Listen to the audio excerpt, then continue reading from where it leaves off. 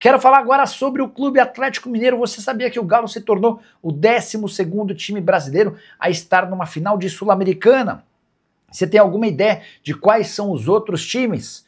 Vou te ajudar a lembrar. O primeiro brasileiro a participar de uma final foi o Internacional em 2008. O Fluminense esteve na final de 2009, seguido pelo Goiás em 2010. São Paulo jogou as finais de 2012 e 2022. A Ponte esteve na final de 2013 e a Chapecoense em 2016. Flamengo em 2017, Atlético Paranaense em 18 e 21, o Bragantino em 2021, Fortaleza em 23, Cruzeiro em 2024 e o Galo em 2025. Isso significa que a Sul-Americana só não teve brasileiros nas finais mais recentes em 2019, em 2015, 2014 e 2011. Com uma observação importante, tivemos 2 finalistas na Sul-Americana de 2021, Atlético Paranaense e Furacão e o Red Bull Bragantino.